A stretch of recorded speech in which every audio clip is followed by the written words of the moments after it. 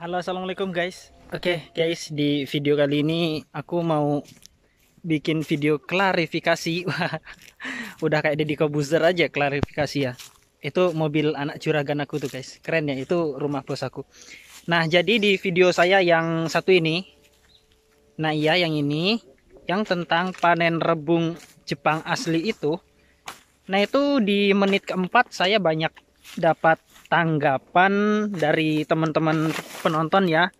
Kan di menit keempat itu saya ada ngambil rebung yang udah besar, saya potong, saya petik, tapi saya buang teman-teman. Nah, itu banyak banget tanggapan dari teman-teman penonton itu menyayangkan tindakan saya yang memotong bambu yang udah tua itu, apa namanya, rebung yang udah tua itu saya potong tapi enggak saya ambil. Itu menyayangkan, banyak yang menyayangkan. Nah, mungkin dari teman-teman yang menyayangkan itu mengharapkan biar ini bambunya tetap tumbuh ya. Tapi sebenarnya saya lakukan itu bukan apa namanya atas dasar mau-maunya saya aja sih teman-teman. Itu saya potong memang ya apa namanya? Memang salah satu dari kerjaan kami kalau misalnya kosong anak-anak bambu itu, anak-anak bambunya itu kami buangi, walaupun masih kecil masih muda itu kami buangi. Contohnya kayak sekarang ini tadi kerjaan siang tadi ini. Nah, ini aku udah ada di kebun bambu lagi. Nah, ini hutan bambu punya bos saya ya. Kan kalau teman-teman lihat di sini bambunya jarang-jarang ya, nggak rapat-rapat kayak di Indonesia ya. Bambunya satu persatu kayak gini kan. Nah, ini bisa ditengok di belakang satu persatu nggak rapet. Nah, itu yang bikin ini nggak rapet itu salah satunya adalah penjarangan teman-teman.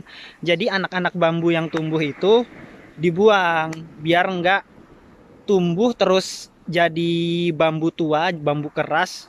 Kalau udah jadi bambu keras susah nanti rapet, terlalu rapet. Kalau udah terlalu rapet ya nantinya jadi hutan apa semak, kalau kata orang Pontianak nantinya jadi semak.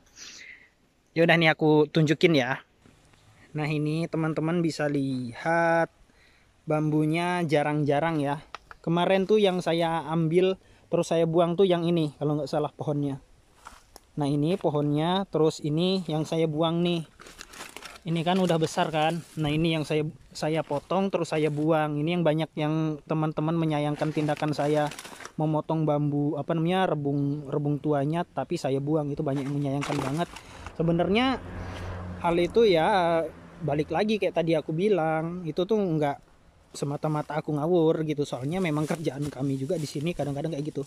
Contohnya ini nih teman-teman. Nah, ini kalau teman-teman tengok, ini kerjaan aku tadi menjelang sore nih. Jadi cuma membuangin bambu apa anak-anak bambu pring-pring kayak gini. Apa sih? Apa toh? Rebung ya.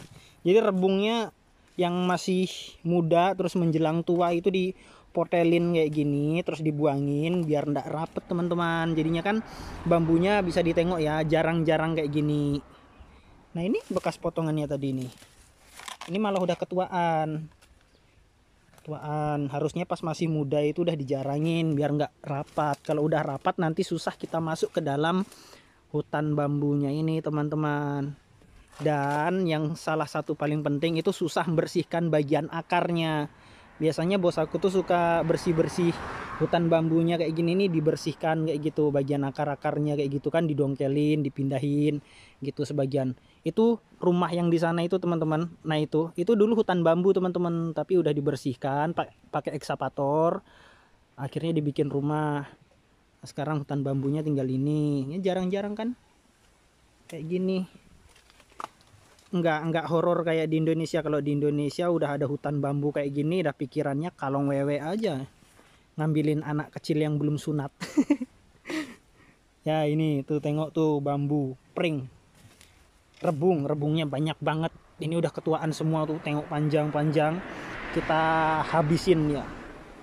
Jadi kayak gitu ya teman-teman, mohon maaf kalau tindakan saya di video panen rebung Jepangnya itu kelihatan seperti apa, mubazir ya, mubazir dengan bambu tuanya itu pring apa namanya rebung tuanya itu.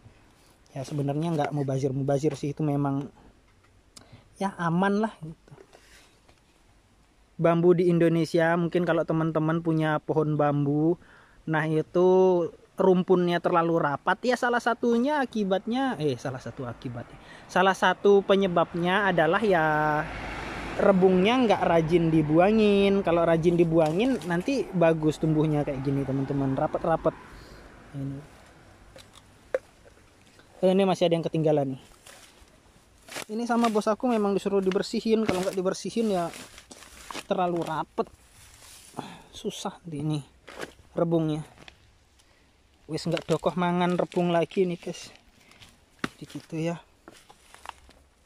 kan. Kalau teman-teman lihat nggak terlalu rapat kan, enak aja gitu ya, nggak ada hantunya kok, aman di sini, horor, nggak ada kuntilanaknya, aman. Padahal ini udah maghrib ini guys, aman kok. Jadi kayak gitu guys ya. Kalau misalnya teman-teman yang punya rumpun bambu, teman-teman yang di kampung punya rumpun bambu, pengen apa namanya, hutan bambunya rapi, tunggal-tunggal kayak gini, bawahnya itu dibersihkan lah, rebung-rebung yang masih muda itu dibersihkan, rajin dibersihkan, biar nggak terlalu rapat. Kalau terlalu rapat nanti bersihkannya, perakarannya itu susah. Kalau udah susah bersihkannya, apa namanya, bambu itu tuh kan gampang hidup ya, akarnya kemana-mana. Kalau misalnya ketinggalan aja dia bisa tumbuh kayak gitu, susah kayak gitu. Biar nggak horor juga hutan bambu teman-teman itu. Jadi kayak gitu ya guys ya, maafin lah ya kalau misalnya di video itu kayak kurang beretika. minta maaf tapi kayak gitu sih, ini untuk klarifikasi.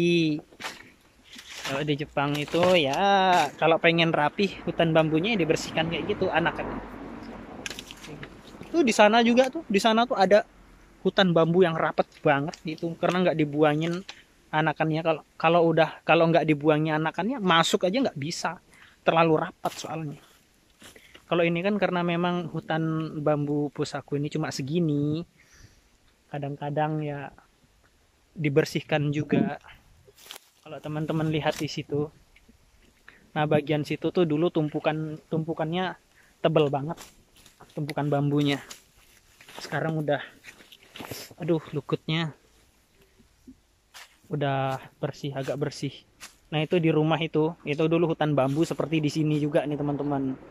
Nah hutan bambu kayak gini. Yang rumah hitam itu rumah bos muda aku.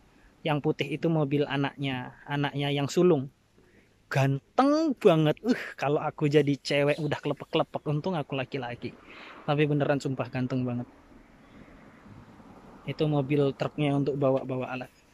Beda kayak gitu ya guys ya. Terima kasih yang udah selalu nyimak video dari aku.